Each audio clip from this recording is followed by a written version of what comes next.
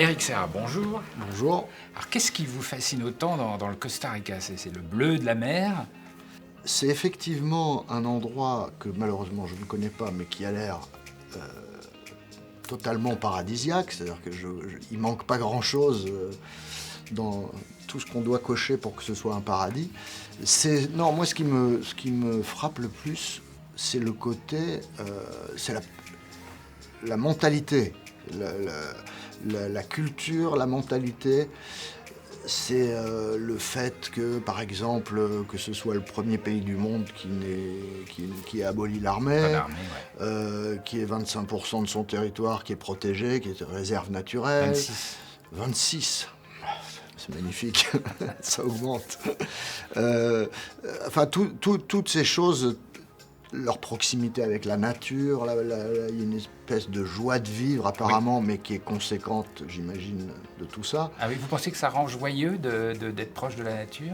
Ah bah bien sûr. Ouais. Moi j'ai été élevé dans la nature. J'ai la chance de... Je suis né à Paris, mais j'ai vécu de 5 à 15 ans en pleine nature, dans le sud de la France. Mais vraiment en pleine nature, le premier voisin était à 2 km. Donc vraiment, j'étais tout le temps dehors. Et du coup, le Costa Rica étant apparemment quasi l'endroit du monde le plus... enfin, pas le plus préservé, mais en tout cas dans lequel la population respecte le plus sa nature et son environnement. Je suis très curieux d'aller ressentir ce que ça dégage comme atmosphère. C'est un truc aussi, ça, auquel j'ai toujours été très sensible, et l'ambiance qu'on peut ressentir, l'atmosphère, ce qu'on peut appeler, je sais pas moi, des gens qui appellent ça les vibes, ou je serais très très curieux d'aller ressentir ce qu'on doit ressentir au Costa Rica. Je pense que ça sera probablement l'atmosphère la plus apaisante et la plus sereine que j'ai jamais sentie. Ah ouais? Eh ben, moi, je peux vous dire qu'il y a vraiment... Alors, vous parliez de vibes. Il y a vraiment des good vibes dans ce pays.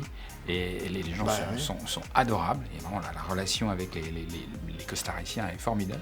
Et puis surtout, alors ils ont quelque chose de très sympathique, c'est que quand ils parlent, on les appelle les ticos pour ça. Ticos, c'est le diminutif en espagnol pour dire petit de quelque chose. Alors, quand vous allez prendre une assiette, il va vous dire prends l'assiette, il va vous dire prends la petite assiette, viens manger un petit sandwich, et après tu feras une petite sieste. Et donc ils rendent les choses mignonnes, adorables comme ça. Et d'ailleurs on les appelle les ticos petits. D'accord. Ça m'étonne pas ce que vous dites, parce que j'imagine tout ça, toute cette proximité de la nature, cette paix, la culture aussi a une place extrêmement importante là-bas, l'éducation. Tout le monde il y a un degré d'éducation très élevé. Tout ça, forcément, crée des bonnes vibes, quoi. Et du coup, les gens, j'imagine, doivent être particulièrement adorables. Les ticos et les ticas. Est-ce que vous pensez que ce pays pourrait vous changer? Ah je pense que ça pourrait en tout cas me changer, je suis pas certain, parce que je crois déjà en tout ça.